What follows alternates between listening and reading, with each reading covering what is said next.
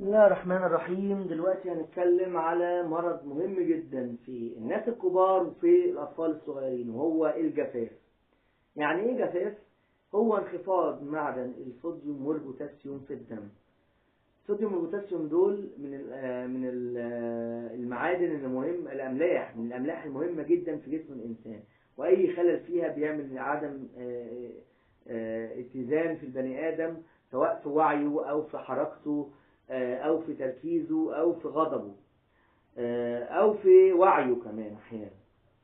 طيب، طبعا في النزلات المعوية في الأطفال تحت ال5 سنين بندي محلول الجفاف، سواء عن طريق الشرب لو الطفل بيقدر يشرب ومتجاوب معانا وكويس، أو عن طريق المحلول لو دخل في علامات جفاف. علامات الجفاف في الأطفال الصغيرين إن العين بيبقى فيها هالة كده سودة وبتخطف جوه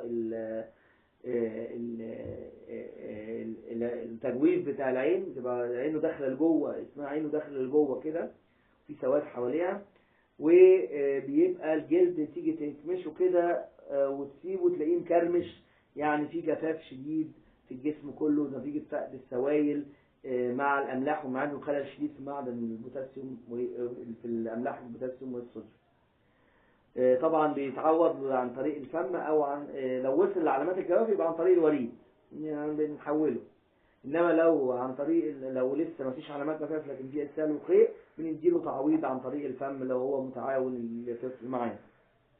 طبعا بندي بقى علاج النزلات المعويه، المضادات الحيويه وحاجات القيء وحاجات الاسهال والمطهرات والكلام، وخوافض الحراره لو في حراره. طيب، بالنسبه للناس الكبار بقى، بتلاقي علامات الجفاف مختلفه شويه. بتلاقي عدم وعي كويس، بتلاقي عدم حركة خالص، لأن نقص البوتاسيوم بيعمل شد عضلي، ما بيقدرش البني آدم يسلك طوله. يبدأ في مشاكل في النوم، مشاكل في الاتزان، الوعي يبدأ يرجع بنسبة كبيرة جدا، لأن معدن قصدي ملح البوتاسيوم لما بينقص بيعمل ترجيع وقيء شديد جدا، ما بيتحسنش مع أي مضاد للقيء. طبعا معظمهم بيبقى مرض السكر، عندهم سكر، والسكر نفسه بيبقى علاج السكر سواء انسولين او اقراص بتزود جدا نسبة حدوث الجفاف.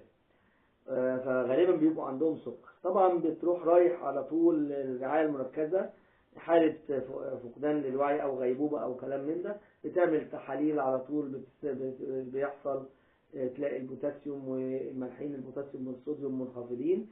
دي حالة يا جماعة في الكبار محتاجة رعاية مركزة، ما تتعالجش في البيت، لأن ما ينفعش أنت ممكن تعلق محلول ملح في البيت اللي هو الصوديوم، كلوريد الصوديوم، لكن البوتاسيوم وده الأخطر وده الأهم، إنه بيعمل مشاكل جامدة، اضطرابات جامدة في ضربات القلب، ما ينفعش يتحسن مرة واحدة، بيبقى محاليل وبطء شديد ومتابعة وإي سي جي لازم تكون قدامك. فطبعا الكبار ما ينفعش معالجة الجفاف غير في رعاية مركزة، مختلف خالص عن الأطفال، سواء في أعراضه أو في علاجه وكيفية علاجه. نتمنى للجميع صحة جيدة. والسلام عليكم ورحمة الله وبركاته.